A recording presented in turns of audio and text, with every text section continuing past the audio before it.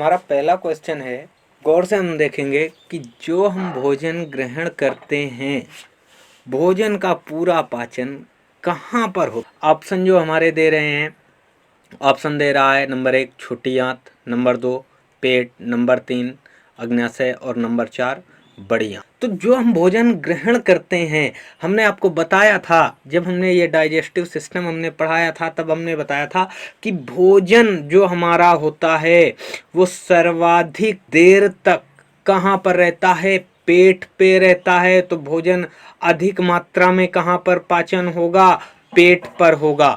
तो इसका कौन सा आंसर सही है, भोजन का पाचन कहाँ पर होता है, तो पेट पर होता है।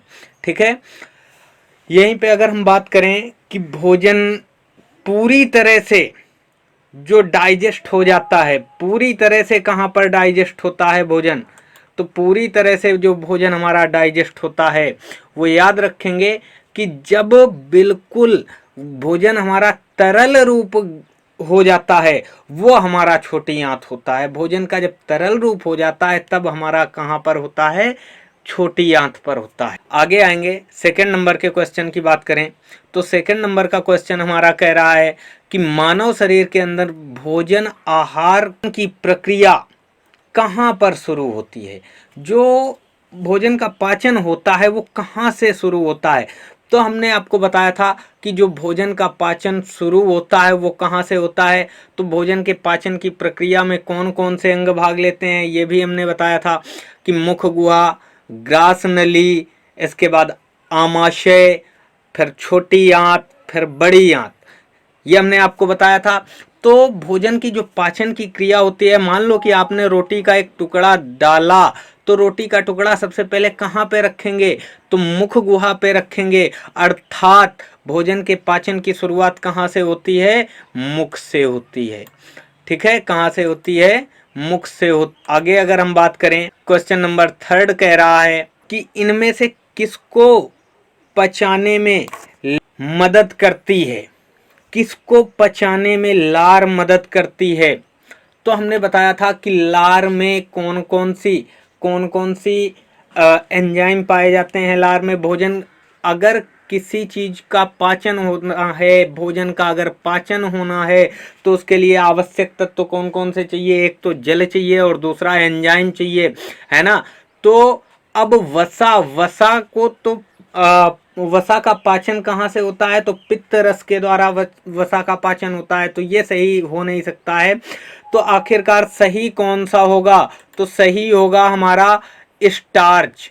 कौन सा सही होगा, स्टार्च। ठीक है, कौन सा सही होगा, स्टार्च हमारा सही ऑप्शन है। स्टार्च में, स्टार्च का पाचन कौन करता है, स्लाइवा करती है। क्यों, तो देखिए अगर हम बात करें कि भोजन में जो स्लाइवा होती है, हमारे मुख गुहा में जो स्लाइवा होती है उसमें दो एंजाइम पाए जाते हैं। कौन कौन से, तो एक टाइलिन नामक एंजाइम और एक लाइसोजाइम पाया जाता है। लाइसोजाइम जो भोजन के साथ रोगाणु आते हैं उनको मारने का कार्य करता है, जबकि जो टाइलिन होता है वो क्या है, स्टार्च को माल्टोज में बदलता है। स्टार्च जो कार्बोहाइड्रेट के पॉलीसेकेराइड का फॉर्म होता है उसको किस में परिवर्तित करता है, माल्टोज में परिवर्तित करता है। अब यहीं पे अगर हम बात करें क्वेश्चन नंबर 4 की, तो क्वेश्चन नंबर 4 क्या कह रहा है, क्वेश्चन नंबर 4 हमारा कह रहा है कि निम्न में से भोजन तंत्र या प्रणाली को कौन सा सबसे बड़ा भाग होता है, बताइए कौन सा भाग सबसे बड़ा होता है। तो सबसे बड़ा भाग भोजन डाइजेस्टिव सिस्टम का कौन सा होता है, तो सबसे बड़ा भाग कौन सा होता है, छोटी आंत होती है। कौन सा होता है, छोटी आंत होती है। छोटी आंत कैसे होती है, तो छोटी आंत चूंकि हमने बताया था कि जो आंत होती हैं टोटल कितने फीट की होती हैं, तो 22 फीट की होती हैं। 22 फीट में 17 फीट की छोटी आंत होती है। तो सबसे बड़ा भाग कौन सा हुआ, छोटी आंत का हुआ। अगला क्वेश्चन अगर हम बात करें, क्वेश्चन नंबर 5, क्वेश्चन नंबर 5 कह रहा है कि मनुष्य शरीर के पाचन तंत्र से जो ग्रंथियां जुड़ी होती हैं उन ग्रंथियों को छांटिए। तो अब देखिए लार ग्रंथियां, और अग्न्याशय पहला ऑप्शन, दूसरा ऑप्शन लार ग्रंथियां और यकृत, तीसरा ऑप्शन यकृत और अग्न्याशय, चौथा आंसर है लार ग्रंथियां, यकृत और अग्न्याशय। तो यहाँ पे अगर हम बात करें तो ये जितने ऑप्शन दिए गए हैं सब में एक तो लार ग्रंथियां या तो यकृत या तो अग्न्याशय किसी न किसी की समानता मिल रही है, जबकि जो सहायक अंग होते हैं वो हमने बताया था कि लार ग्रंथियां कहाँ पर पाई जाती हैं, मुख गुहा पर पाई जाती हैं, यकृत और अग्न्याशय यानी कि लीवर, पैनक्रियाज, ये तो हमारे जो डाइजेस्टिव सिस्टम के सहायक अंग हैं ही, लेकिन लार ग्रंथियां जो होती हैं हमारी स्लेवरी ग्लैंड जो होती हैं ये भी सहायक होती हैं, इनके द्वारा भी सहायता ली जाती है भोजन के पाचन में। इसलिए कौन सा ऑप्शन सही है, तो ऑप्शन नंबर 4, ऑप्शन नंबर 4 सही है कि लार ग्रंथियां, यकृत और अग्न्याशय तीनों की सहायता ली जाती है। तीनों सहायक तंत्र होते हैं, तीनों सहायक तंत्र होते हैं किसके, पाचन तंत्र के। ठीक है, अगला क्वेश्चन, अगर हम क्वेश्चन नंबर 6 की बात करें तो कह रहा है निम्नलिखित विकल्पों में सही उत्तर का चयन कीजिए कि सिग्मोइड कोलन इनमें से किसका भाग है। सिग्मोइड कोलन, तो हमने बताया था कि छोटी आंत के 3 भाग होते हैं, बड़ी आंत के 3 भाग होते हैं। ग्रसनी जो होती है, ग्रसनी हमारा छोटी आंत का भाग होता है जिसे हम डियोडेनम कहते हैं। मलाशय बड़ी आंत का भाग होता है जिसे हम रेक्टम कह रहा है। ये हमारा किस आंत का भाग होता है, तो ये हमारा बड़ी आंत का भाग होता है। किस आंत का भाग होता है, बड़ी आंत का। बड़ी आंत के कौन कौन से भाग होते हैं, तो बड़ी आंत के भैया colon, rectum, caecum colon rectum, ये 3 भाग होते हैं। तो इसमें कौन सा ऑप्शन सही है, बी नंबर का ऑप्शन सही है। ठीक है, 2 नंबर का ऑप्शन सही है इसमें। अब आगे अगर हम बात करें, आगे क्वेश्चन नंबर 7 की, क्वेश्चन नंबर 7 हमारा कह रहा है कि भोजन नली की दीवारों के संकुचन और प्रसरण को कौन सी गति कहा जाता है। यानी जब भोजन हमारा मुख गुहा से अंदर आता है, ग्रास नली में आता है, तो उस जो गति भोजन में होती है, भोजन नीचे के लिए जाता है, तो उसमें कौन सी गति होती है, तो उसमें भैया कौन सी गति होती है, क्रमाकुंचन गति होती है। कौन सी होती है, क्रमाकुंचन गति होती है। ठीक है, याद रखेंगे क्रम। अगला ऑप्शन कह रहा है क्वेश्चन नंबर 8, क्वेश्चन नंबर 8 की बात करें, दी हुई प्रश्नोत्तरी में चयन कीजिए कि डियोडेनम किसका भाग है। तो अभी मैंने पीछे वाले भाग में बताया ग्रसनी, ये क्वेश्चन नंबर 6 में बताया था ग्रसनी, तो ग्रसनी को ही क्या कहते हैं, डियोडेनम कहते हैं। और डियोडेनम किसका भाग होता है, तो ऑप्शन नंबर 1 छोटी आंत का भाग होता है। किसका भाग होता है, छोटी आंत का भाग होता है। डियोडेनम किसका भाग होता है भैया, तो छोटी आंत का भाग होता है। ठीक है, अब अगला क्वेश्चन यहाँ पे अगर हम बात करते हैं नेक्स्ट क्वेश्चन की, तो नेक्स्ट क्वेश्चन कौन सा है, नेक्स्ट क्वेश्चन की अगर हम बात करें तो निम्नलिखित में से कौन सा पदार्थ मानव शरीर में सबसे अधिक कठोर होता है। सबसे अधिक कठोर कौन सा पदार्थ होता है, तो ऑप्शन नंबर 1 कह रहा है दंत वलय, दूसरा कह रहा है क्वेश्चन नंबर 9 क्वेश्चन की अगर हम बात करें तो 9 नंबर पे क्या कह रहा है कि निम्नलिखित में से कौन सा पदार्थ मानव शरीर का सबसे अधिक कठोर होता है। ऑप्शन नंबर ए दंतवल्क, ऑप्शन बी नख, ऑप्शन सी दंत धातु और ऑप्शन डी अस्थि। तो यहाँ पे हड्डी तो मजबूत होती ही है, दंत धातु क्या होती है, तो दंत धातु दांत का एक भाग होता है, नख नाखून होता है, दंतवल्क ये भी क्या होता है, दांत का भाग होता है। तो ऑप्शन नंबर ए दंतवल्क, सबसे कठोर भाग कौन सा होता है, दंतवल्क होता है। अब क्वेश्चन नंबर 10 की अगर हम बात करें तो 10 नंबर पे क्या कह रहा है कि पाचन के रसों में निम्नलिखित में से कौन सा अम्ल पाया जाता है। पाचन के रसों में, क्वेश्चन फिर से समझिए, पाचन के रसों में निम्नलिखित में से कौन सा अम्ल पाया जाता है। ऑप्शन ए अमीनो अम्ल, ऑप्शन बी हाइड्रोक्लोरिक अम्ल, ऑप्शन सी टैनिक अम्ल और ऑप्शन डी लैक्टिक अम्ल।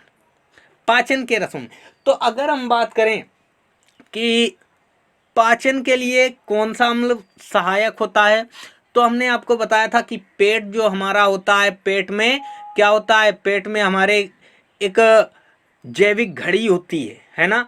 तो हमें भूख उसी अकॉर्डिंग लगती है जिस अकॉर्डिंग से हम खाना खाते हैं, और उसी अकॉर्डिंग से हमारे शरीर में, हमारे पेट में किसका श्रावण होता है? हाइड्रोक्लोरिक अम्ल का श्रावण होता है, क्योंकि ये अम्ल जो होता है ये अम्लराज कहलाता है। ये क्या कहलाता है? अम्लराज कहलाता है। ठीक है, ये यहाँ तक कि किसी धातु को भी गला देता है। तो भोजन के साथ अगर कंकड़ पत्थर भी आते हैं तो ये उनको गला देता है।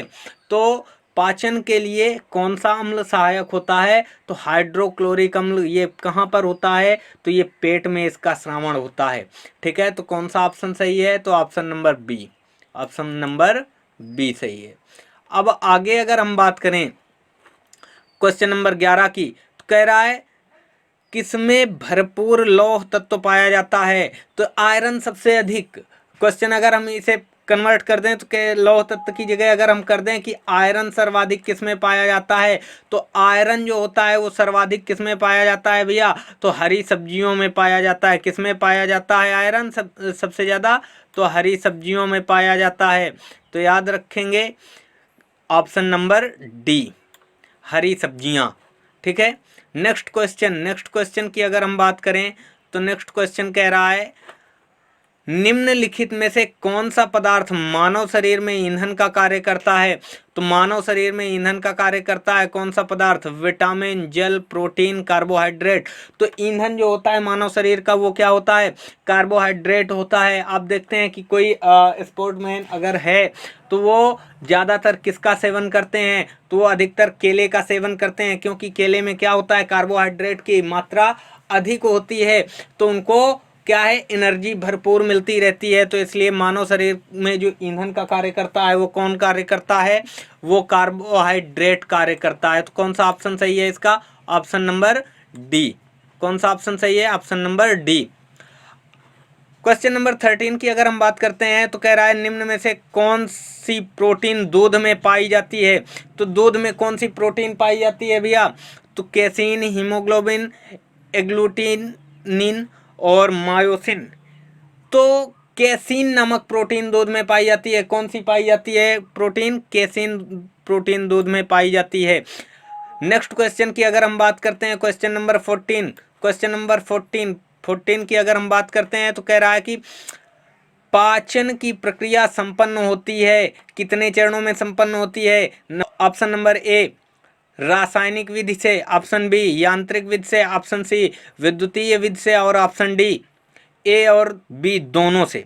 तो ऑप्शन डी जो हमारी पाचन की प्रक्रिया होती है वो रासायनिक विधि और यांत्रिक विधि दोनों से संपूर्ण होती है। जो सहायक अंग होते हैं वो यांत्रिक में होते हैं, और जो मेन अंग पाचन अंग होते हैं वो किस में होते हैं? रासायनिक में होते हैं। इसलिए ऑप्शन नंबर डी सही है, ए और बी दोनों से होती है। पाचन की प्रक्रिया किससे संपन्न होती है? तो ए और बी दोनों से संपन्न होती है। ठीक है, अब यहाँ पे अगर हम बात करते हैं क्वेश्चन नंबर 15 की, तो क्वेश्चन नंबर 15 कह रहा है हमारा निम्नलिखित में से किस ग्रंथ में उत्पादित होता है? सॉरी, यहाँ पे कुछ ऐसा है, यहाँ लिखा हुआ है कि निम्नलिखित में से पित्त किस ग्रंथ से उत्पादित होता है? निम्नलिखित में से पित्त किस ग्रंथ से उत्पादित होता है? तो ऑप्शन यहाँ पे सही है यकृत। यकृत ऑप्शन कौन सा सही है? यकृत। तो जो होता है वो यकृत में एक थैली नुमा संरचना पाई जाती है। लीवर में हमारे थैली नुमा संरचना पाई जाती है, और उसी थैली नुमा संरचना में क्या होता है? जो थैली नुमा संरचना होती है उसका नाम होता है पित्ताशय, और पित्त का जो श्रावण होता है वो कहाँ पे होता है? पित्ताशय में होता है।